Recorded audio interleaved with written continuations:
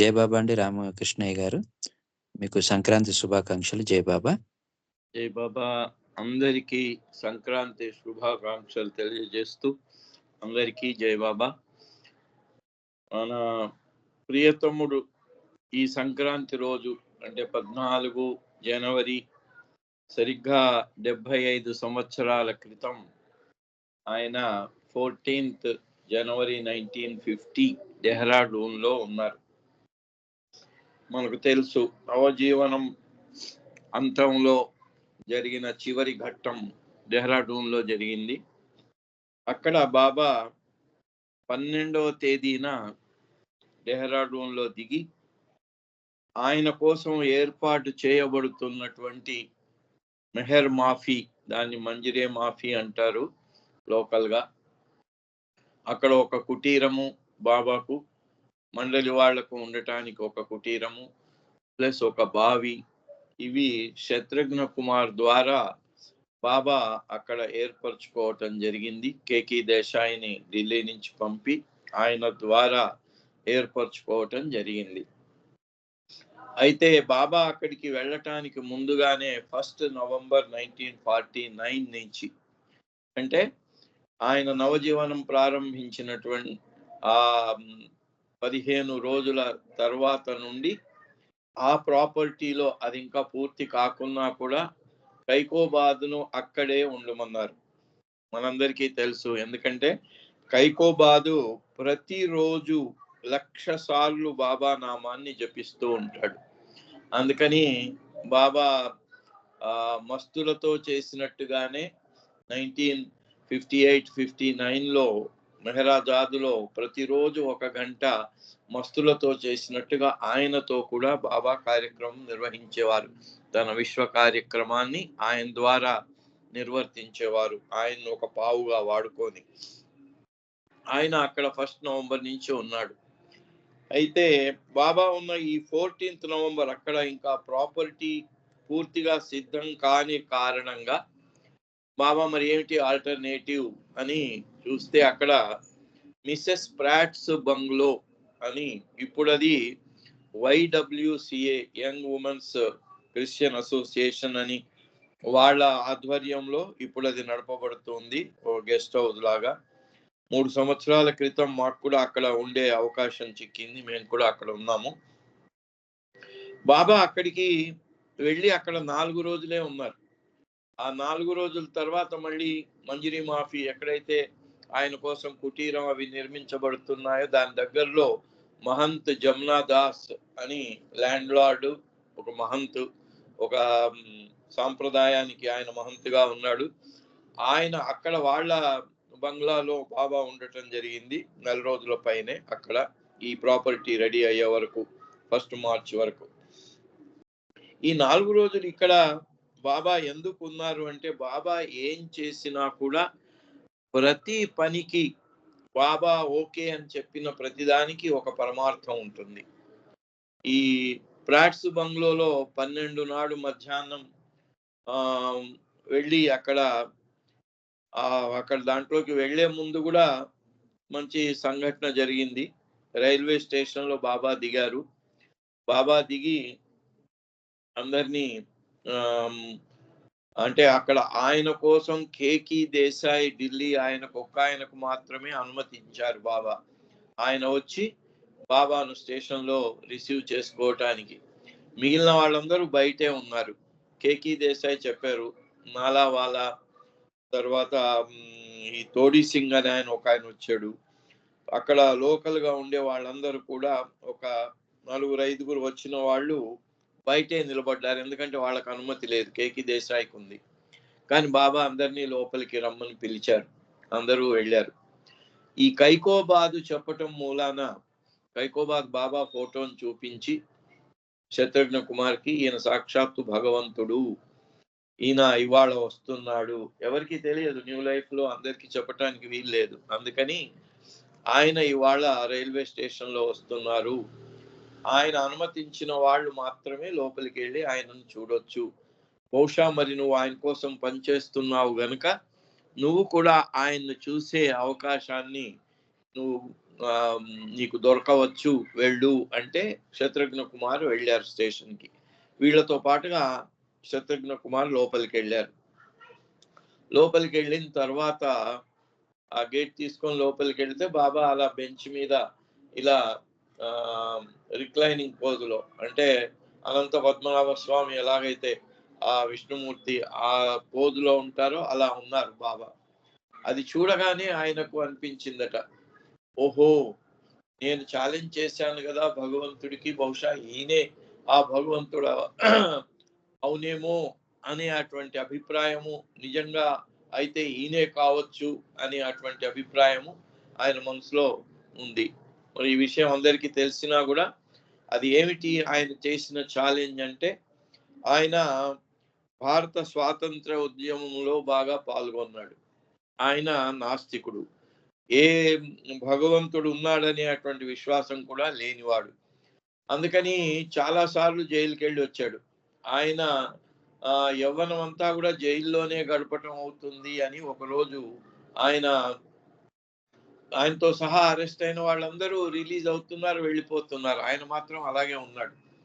అప్పుడు ఆయన అనుకున్నాట, ఆ వెళ్ళిపోయే వాళ్ళని అడిగితే ఆయన అన్నట, మేము దేవుడికి దండం పెట్టుకున్నాం, దేవుడికి మొక్కుకున్నాం, మాకు రిలీజ్ ఆర్డర్ వచ్చింది, వెళ్ళిపోతున్నాము అని. అలా ఈయన కూడా మరి అలా దేవుడు ఉన్నాడని నమ్మి వాళ్ళు చేసినప్పుడు, వాళ్ళందరికీ అయినప్పుడు నాకు కూడా జరగకూడదనేది ఏముంది, నేను కూడా ఎందుకు భగవంతుణ్ణి అడగకూడదు అనే ఒక ప్రశ్న మనస్సులో వచ్చింది.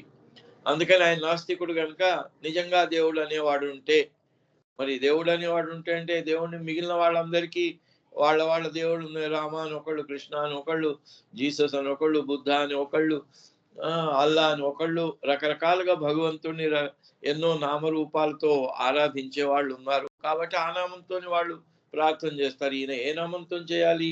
ఈయనకు భగవంతుడు అంటే విశ్వాసమే లేదు కదా. అందుకని ఆయన అన్నమాట మిస్టర్ గాడ్ అనేటువంటి సంబోధనతో, నువ్వు నిజంగా ఉన్నట్టయితే రేపు పొద్దున 7 గంటలకు నన్ను జైలు నుంచి విడుదల చెయ్యాలి, అలా చేస్తే నువ్వు ఉన్నావని నమ్ముతాను. మొదటి ఛాలెంజ్. అలా నమ్మి నువ్వు నిజంగానే 7 గంటలకు నన్ను ఇక్కడి నుంచి ఈ జైలు నుంచి విడుదల చేయించినట్లయితే నేను నా జీవితాంతం నీకు సేవ చేసుకుంటాను. అంటే మరి భగవంతుడు చేసినప్పుడు దానికి ప్రతిగా ఆయన కూడా ఏదో చేయాలి కదా. అందుకని నువ్వు అలా నన్ను విడిపించినట్లయితే, అది కూడా ఎప్పుడు పొద్దున్న 7 గంటలకి, మళ్ళీ ఆఫీసులు తెచ్చి అందరూ వచ్చిన తర్వాత 10 గంటలకు 11 గంటలకు కాదు. మరి భగవంతుడు చేస్తే అది కొంచెం సూపర్ హ్యూమన్ గానే ఉండాలి కదా, మానవ శక్తులకు అతీతంగానే ఉండాలి కదా. అందుకని అలా పెట్టాడు ఆయన. పెట్టిన తర్వాత రాత్రి అలా పెట్టాడు, పడుకుందామని పోతే నిద్ర రావట్లా. అన్ని సామాన్లు ఉన్నాయని సర్దుకుంటాడు అటు ఇటు.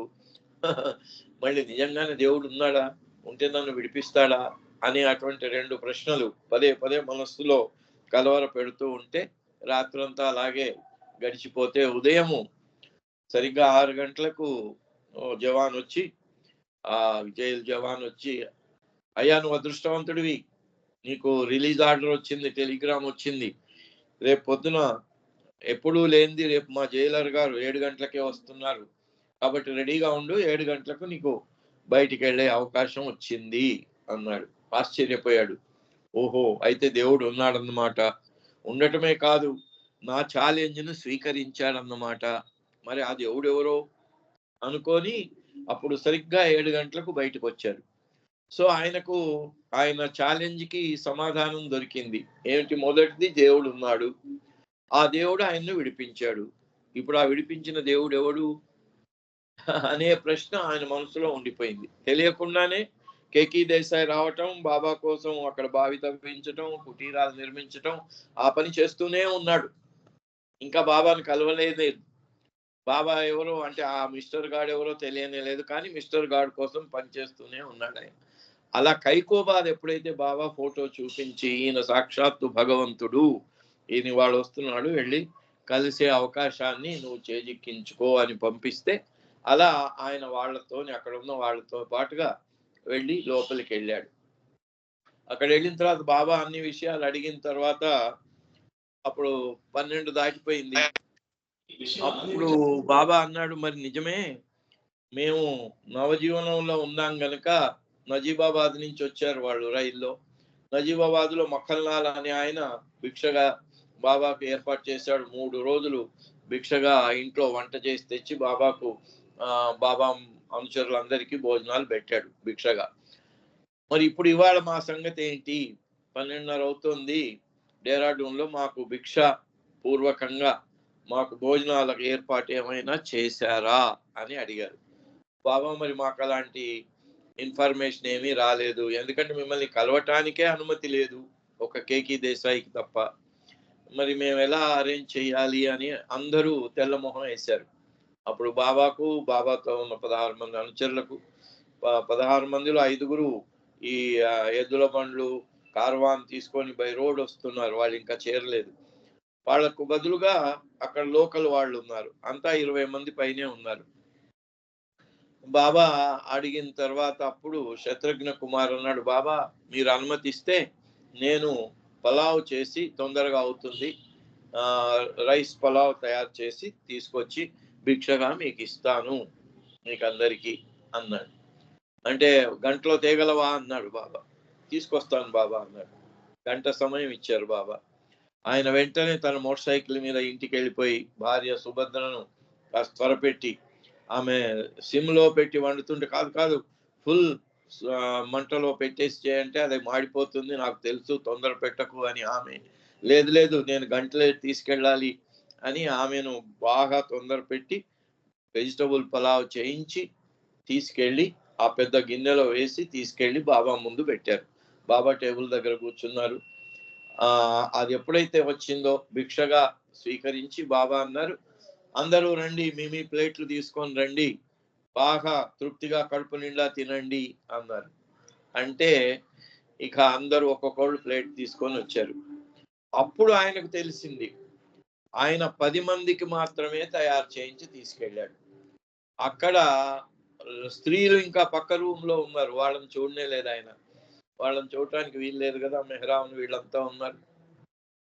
సో స్త్రీలు కూడా ఉన్నారు అని బాబా మాటల్లో తెలిసి వచ్చింది. ఆయన అనుకున్నాడు, అయ్యో నేను 10 మందికే తెచ్చాను, ఇవాళ నేను తెచ్చింది సరిపోలేదు అనే అపవాదు నాకు రాబోతుందా అని కంగారు పడుతున్నాడు ఆయన. బాబా ఏమో అందరినీ పిలిచి రండి తినండి, బాగా తినండి అని అందరికీ వడ్డిస్తున్నాడు. తన చేత్తో తాను బాబా వడ్డిస్తున్నాడు అందరికీ. అందరూ వచ్చి తీసుకొని తింటున్నారు. శత్రుఘ్న కుమార్ను కూడా రమ్మని ఆయన కూడా పెట్టారు బాబా. పెట్టి తర్వాత అందరికీ అయిపోయిన తర్వాత, పురుషులందరికీ అయిపోయిన తర్వాత పక్కన లేడీస్ ఉన్నారు, తీసుకెళ్లి వాళ్ళకి ఇవ్వండి అని మూత పెట్టి ఇచ్చారు బాబా.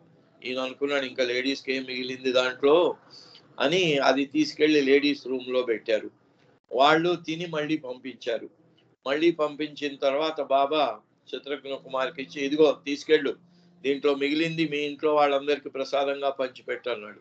ఈయన కంగారు పడుతున్నాడు, అసలు లేడీస్కి ఏమైనా మిగిలిందో లేదో, వాళ్ళు ఏమైనా తిన్నారో తినలేదో, ఇంకా నేను దాంట్లో ఏం ప్రసాదం పంచిపెట్టాలి అని నెమ్మదిగా గిన్నె తీసుకొని మూత తెరిస్తే దాంట్లో 3 వాళ్ళు అలాగే ఉంది, ఒక్క పాలు మాత్రం సర్వ్ చేసినట్టుగా ఉంది. ఆశ్చర్యపోయాడు. అంటే బాబా ఆయన తెచ్చింది 10 మందికి తెచ్చింది 20 మందికి సరిపోగా ఇంకా ఇంట్లో ఇంకా 10 మంది తినే అంత ఉంది దాంట్లో. సో అది దాంతో ఆయనకు వచ్చినటువంటి అభిప్రాయము, నన్ను విడిపించిన మిస్టర్ గాడ్ ఈయనే అన్న అభిప్రాయం ఇంకా బలపడిపోయింది. సో అది అయిపోయిన తర్వాత బాబా అక్కడి నుంచి ప్రాట్స్ బంగ్లోకి వచ్చారు. వీళ్ళు 2 వారాల నుంచి సరిగ్గా స్నానం లేదు, ఎందుకంటే కాలినడకన బయలుదేరి వెళ్ళటం, చెట్ల కింద పడుకోవటం, భిక్షాటనగా తేవటం, ఆ తెచ్చిందంతా కలిపి బాబా తలో ఒక ముద్ద పెడితే అది తిని పడుకోవటం ఒకే పూట. సో ఈ రకంగా స్నానపానాదులు లేవు, సరిగ్గా భోజనం లేదు. సో ఇవాళ ఆయన తెచ్చిన పులావ్ తిని బాబా వీళ్ళని తీసుకొని ఆ ప్రాట్స్ బంగ్లోకి, కంటోన్మెంట్ రోడ్ నెంబర్ 4లో ఉంటుంది అది, అక్కడికి తీసుకెళ్ళి అక్కడ బాబా స్త్రీ మండలి వాళ్ళు మెయిన్ బంగ్లాలో ఉన్నారు. పక్కన సర్వెంట్ క్వార్టర్స్ ఉన్నాయి, మండలి వాళ్ళని పురుషులను దాంట్లో ఉండమని చెప్పి, ఇక్కడ వేడి నీళ్ల సౌకర్యం గీజర్స్ కూడా ఉన్నట్టున్నాయి, మీరంతా ఇవాళ మనిషికి ఒక అరగంట అయినా శుభ్రంగా స్నానాలు చేయండి అని బాబా పర్మిషన్ ఇచ్చారు. అందరూ చాలా హాయిగా స్నానాలు చేశారు, గుడ్లు ఉతుక్కున్నారు, వాళ్ళంతా సేద తీరారు. బాబా కూడా అలా ఉంటే ఆ బంగ్లాకు బాబా ఎందుకు వెళ్ళారు అనేది తర్వాత అప్పుడు ఆ మనకు తెలిసే విషయం ఏంటంటే, డాక్టర్ డాంకిన్ పిలిచి బాబా అన్నాడు, ఈ పక్కన ఎవరున్నారు వాళ్ళను కనుక్కొని, వాళ్ళు ఏదో బాధల్లో ఉన్నట్టు నాకు కనిపిస్తుంది, వాళ్ళ బాధ ఏంటో కనుక్కొని రా అని విలియం డాంకిన్ బాబా పంపించాడు. ఆయన వెళ్ళి తలుపు తట్టి కనుక్కుంటే దాంట్లో మిస్టర్ అండ్ మిసెస్ యాంగెలో అనే బ్రిటిష్ పౌరులు. వాళ్ళు బ్రిటిష్ గవర్నమెంట్, మరిది 1950 అంటే 3 ఏళ్ళు అయిపోయింది స్వాతంత్రం వచ్చి. బ్రిటిష్ వాళ్ళు మిగిలిన వాళ్ళందరూ ఎక్కడ వాళ్ళు అక్కడికి వెళ్ళిపోయారు. అక్కడ ఉద్యోగాల్లో ఉన్న వాళ్ళు మాత్రం ఉండిపోయారు. మిగిలిన వాళ్ళందరూ వెళ్ళిపోయారు.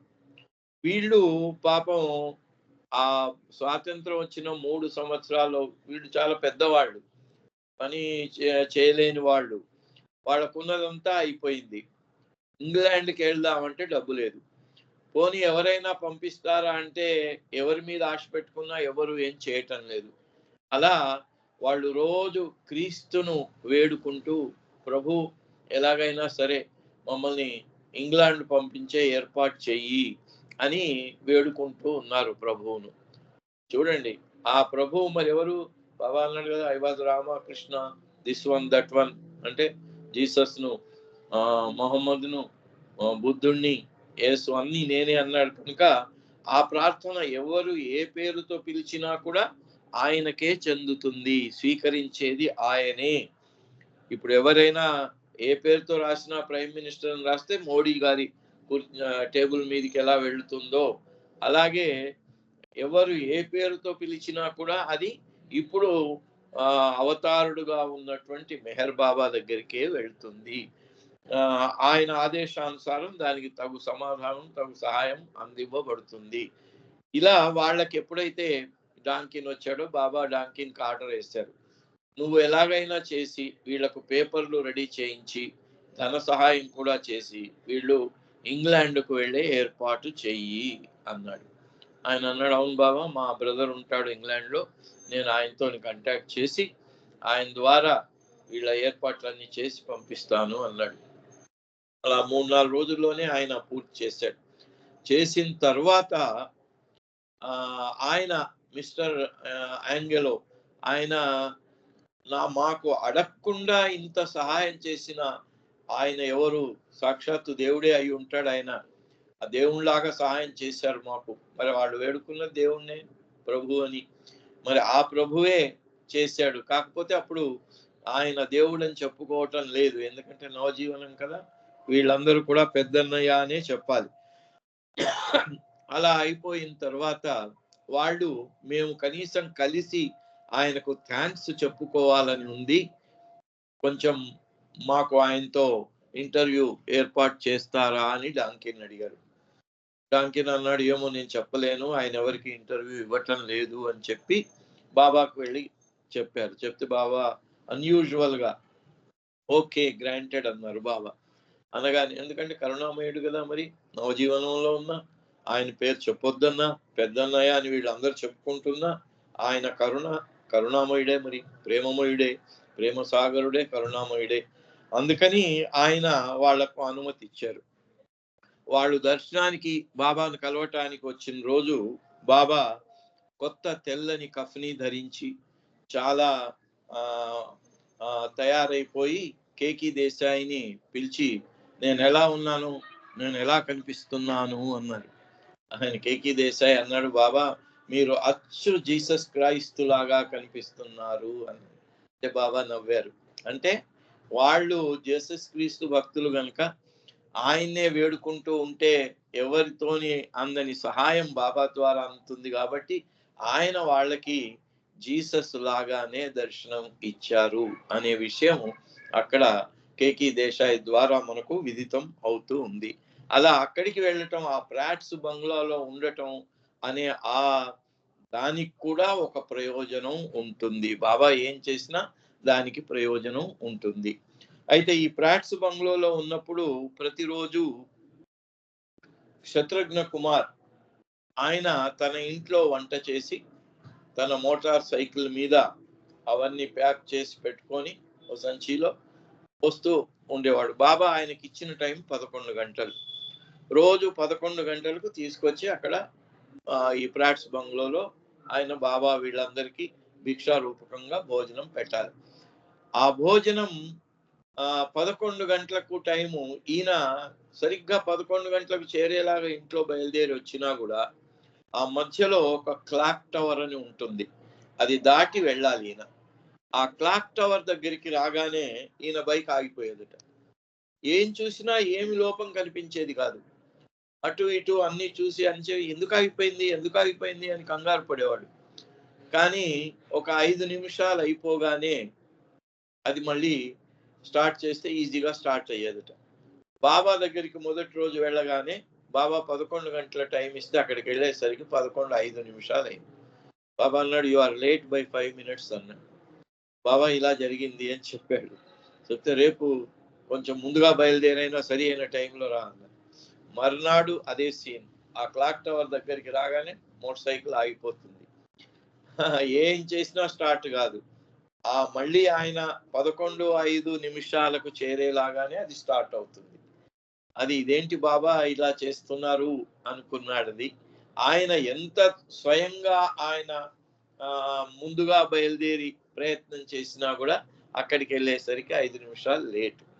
ఈ రకంగా అది ఒక ఆస్పెక్ట్ అవుతే, అంటే ఆయన ఎంత చేసినా కూడా బాబా ఇచ్చలేందే గడ్డిపోచ కూడా కదలదు అన్నారు కదా, అది ఆయనకు రూఢి అవటానికి ఇది జరిగింది. అది జరిగిన తర్వాత ఒకరోజు ఏమైంది, సాయంత్రం పొద్దున్నే మధ్యాహ్నమేమో లంచ్ ఈయన మోటార్ సైకిల్ మీద తెచ్చిస్తాడు. సాయంత్రం డిన్నర్కి ఏమో బాబా ఏం చేశాడంటే కేకి దేశాయిని టాంగాలో వెళ్ళి శత్రుఘ్న కుమార్ ఇంటి నుంచి తీసుకొచ్చి ఇవ్వాలి. ఇచ్చి ఈయన నాలావాల ఇంట్లో 36 లిట్టన్ రోడ్లో అక్కడ వాళ్ళ ఇంట్లో ఉండేవాడు ఈయన గెస్ట్గా. సో ఇది చేసి మళ్ళీ రాత్రి అక్కడ పోయి పడుకోవాలి ఆయన. ఒక రోజు రాత్రి ఈయన ఆ డిన్నర్ తీసుకురావటానికి వెళ్ళాడు. వెళ్ళేసరికి సుభద్ర శత్రుఘ్న కుమార్ భార్య ఏం చేసిందంటే ఈ రోజు అందరికి పూరీలు చేసి పెడదాము అని అందరికి పూరీలు చేసింది. పూరీలు చేసి ఆ పూరీలు కూర చేసరికి కొంచెం లేట్ అయింది. లేట్ అయ్యేసరికి కంగారు పడిపోయి గబగబా ప్యాక్ చేసి ఇచ్చేసి పంపింది. కేకి దేశాయి వెళ్ళిపోయాడు.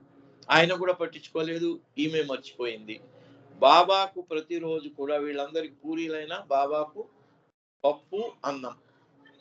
బాబా ఎప్పుడు కూడా దాల్ చావల్. మేము అమెరికాకు మిటిల్ బీచ్ లో ఒక అమరతిథికి రోజుకు వెళ్ళాం. అక్కడ వాళ్ళు ఆ రోజు అక్కడ నోటీస్ పెట్టారు, ఈ రోజు సైలెన్స్ తర్వాత మధ్యాహ్నం 12:30కి ప్రార్థనలు అయిపోయిన తర్వాత Baba favourite dal chawal will be served అని పెట్టారు. కిచెన్ దగ్గర, హాల్ దగ్గర నోటీస్ పెట్టారు, కిచెన్ దగ్గర ఏర్పాటు చేశారు.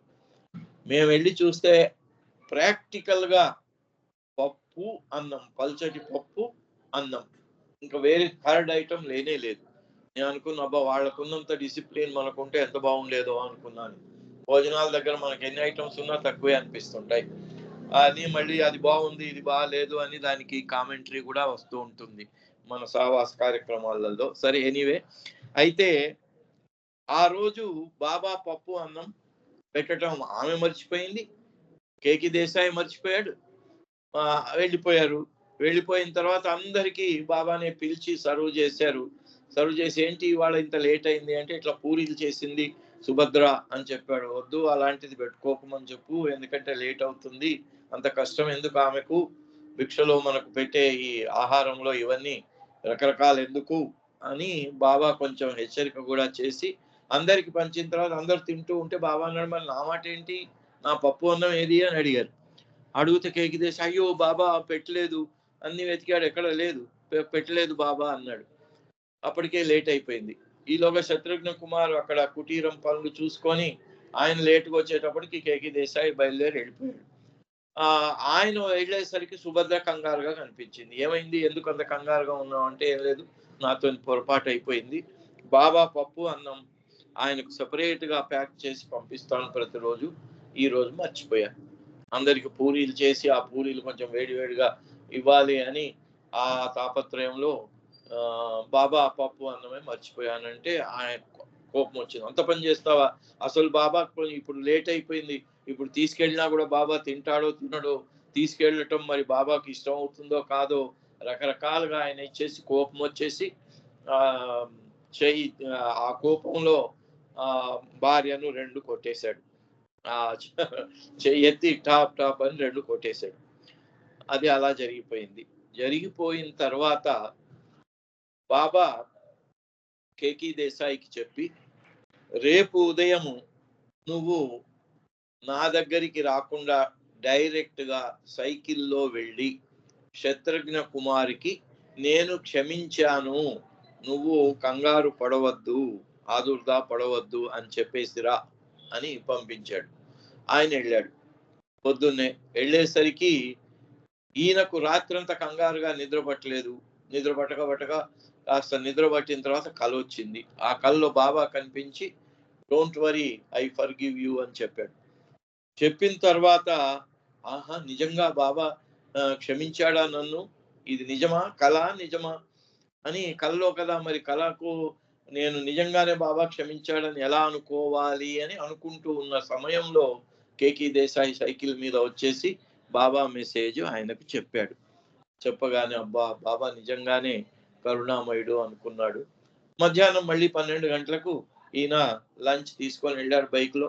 బాబా దగ్గరికి వెళ్ళాడు. బాబా దగ్గరికి వెళ్ళగానే బాబా ముందు బాబా పప్పు అన్నం పెట్టాడు, మిగిలిన వాళ్ళకి ఇచ్చేసాడు.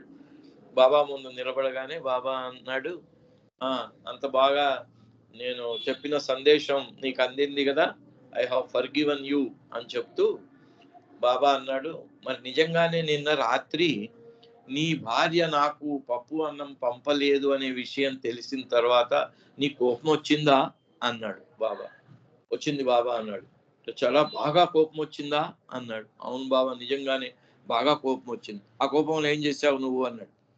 ఏం చేశావు నువ్వు అనగానే, భార్యను కొట్టావా అంటే, అవును బాబా, ఆ కోపంలో 2 లాగి చెంపదెబ్బలు కొట్టేశాను అన్నాడు. బాబా ముందు పప్పు అన్నం ఉంది కదా, దాన్ని ఇలా దూరం జరిపేసి, అయితే నేను నా అన్నం తినను అన్నాడు. అనేసరికి ఆయన కంగారు పడిన, బాబా మీరు క్షమించారు కదా నన్ను అంటే నిజమే, కానీ నువ్వు ఆమె మీద చేయి చేసుకో. కోపం వచ్చింది, ఓకే, కోపం వచ్చినంత మాత్రాన ఆమెను కొట్టాలా? నా కోసం ఇంత సర్వీస్ చేసి మాకందరికి భోజనాలు వండి పెడుతున్న ఆమెను నువ్వు చేయి చేసుకొని ఎట్లా కొడతావు అంటే, క్షమించండి బాబా, నేను క్షమించటం కాదు, నువ్వు వెళ్ళి ఆమెను క్షమించమని అడిగి ఇక మళ్ళీ ఎప్పుడు కూడా ఆమె మీద చెయ్యి చేసుకోను అని నా దగ్గర నువ్వు ప్రామిస్ చేసి వెళ్ళి ఆమె దగ్గర క్షమాపణ అడగాలి అన్నారు. ఇంకా సరే బాబా అన్నాడు. బాబాకు వాగ్దానం చేసి మళ్ళీ భార్య దగ్గరికి వెళ్ళి ఇలా బాబా దగ్గర చెప్పాను, బాబా కోప్పడ్డారు, అందుకని నువ్వు నన్ను క్షమించు, నిన్న నాకు కోపం వచ్చింది, ఆ కోపంలో నిన్ను కొట్టిన దానికి నన్ను క్షమించు అని భార్యను అడగటం జరిగింది. అంటే సర్వజ్ఞుడు, సర్వ కరుణామయుడు, అలాంటి బాబా ఏది ఎలా చేయాలి అనేది ఎంత సహజంగా, ఎంత ఇదిగా వాటిని ఆయన నిర్వహించేస్తాడు, ఎవరికి ఎలా పాఠం నేర్పాలి అనే విషయాన్ని కూడా ఎలా బాబా చేస్తాడు అనే విషయం ఇది మనకు. అలాగే బాబా నజీబాబాద్కు వస్తూ ఈ డెహ్రాడూన్కు రాక పూర్వము లాస్ట్ కాలినడక చేస్తున్న రోజు బాబా ఉన్నట్టుండి బాబా వెనక స్త్రీల దగ్గరికి వెళ్ళి ముందు పురుషుల దగ్గరికి వచ్చి మళ్ళీ ఇక్కడి నుంచి వెనక వాళ్లకు ఇలా వెనక ముందు తిరుగుతూ ఉండేవారు. దానివల్ల ఆయన మిగిలిన వాళ్ళందరూ నడిచే దానికంటే కూడా ఎక్కువగా బాబా నడుస్తూ ఉండేవారు. బాబా చాలా చురుగ్గా నడిచేవాడు. మిగిలిన వాళ్ళందరూ అబ్బా అమ్మ అని ఆయాసపడుతున్నా కూడా బాబా ఆయన వెనక ముందు నడుస్తూ అందరికంటే ఎక్కువగా నడిచేవారు. ఆ రోజు స్త్రీ మండలి వైపు వెళ్ళి వాళ్ళను, నాకు దాహం అవుతుంది, మంచినీళ్ళు ఇవ్వమన్నాడు. మంచినీళ్ళు ఇవ్వమనగానే వాళ్ళు చూశారు. ప్రతిరోజు ఫ్లాస్క్ నింపి తీసుకొస్తారు నీళ్లు వాళ్ళు. ఆ రోజు మర్చిపోయారు. ఎందుకంటే బాబా అడగటం లేదు. బాబా అడగటం లేదు కదా అని ఆ రోజు ఏ రోజు మర్చిపోయారో ఆ రోజు బాబా అడిగారు. అడగటానికి కూడా ఒక ప్రయోజనం ఉంది. అంటే ఆయన ఏది చేసినా దానికి ఒక ప్రయోజనం ఉంటుంది. ఎప్పుడైతే బాబా అయ్యో ఈరోజు మేము మర్చిపోయాము, ఫ్లాస్క్ లో నింపి నీళ్లు తీసుకురాలేదు అన్నారు. అంటుంటే వీళ్ళు నడిచి వెళుతున్నారు ముందుకు. వెళ్ళే ఆ ప్రయాణంలో ఆ దారి పక్కన ఒక బావి కనబడింది. ఆ బావి దగ్గర ఒక వయోవృద్ధుడు ఉన్నాడు. ఆయన నీళ్లు బకెట్ తో చేస్తున్నాడు. బాబా అటువైపు చూపించి ఈరుచిని పిలిచి, నువ్వు వెళ్ళి ఆయన దగ్గర నీళ్లు అడిగి తీసుకొనిరా అన్నాడు. ఈరుచి వెళ్ళాడు. ఆయన అదే మహాభాగ్యం అని చాలా ఇదిగా నీళ్లు పోసి ఇచ్చాడు. రాగానే బాబా నీళ్లు తాగాడు. తాగి ఈరుచిని బాబా అన్నాడు, చూసావా ఆయన ఈరోజు నీళ్లు ఇచ్చాడు మనకి. అందుకని బాబా ఏం చేశాడు, ఈ రుచికి పాదాభివందనం చేసి, ఇది నేను ఆయనకు చేస్తున్న పాదాభివందనం, నీ ద్వారా నువ్వు వెళ్ళి ఆయనకు కృతజ్ఞతలు చెప్పి పాదాభివందనం చేసిరా అన్నాడు. అలాగే బాబా వెళ్ళి ఆ వృద్ధుడికి ఆయన పాదాభివందనం చేసి, అయ్యయ్యో ఇంత మాత్రానికి ఎందుకు, నీళ్లే కదా, మంచి నీళ్ళే ఇచ్చాను, నేనేం చేయలేదు కదా, నేను చేదుకుంటున్నాను, దాంట్లోని కొన్ని నీళ్లు మీ పెద్దన్నయ్యకి ఇచ్చాను కదా అన్నాడు. లేదు, మా పెద్దన్నయ్య అభిలాష ఇది, ఆయన ఆదేశము, అందుకని మేము మా కృతజ్ఞత తెలియజేస్తూ మీకు పాదాభివందనం చేస్తున్నాను, ఇది మా అన్నయ్య గారు మీకు చేసిన పాదాభివందనం అని చెప్పి చెప్పి వెనక్కి వచ్చేసాడు.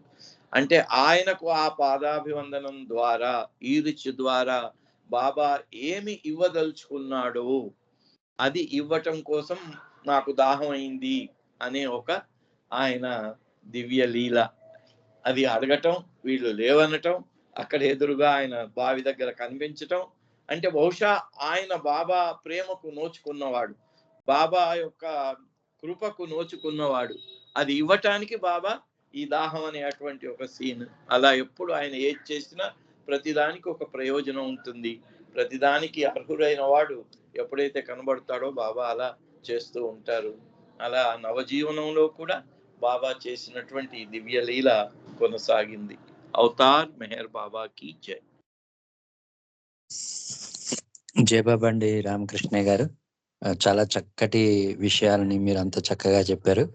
మాకైతే రియల్ సంక్రాంతి అనిపించింది మా హృదయాలకి.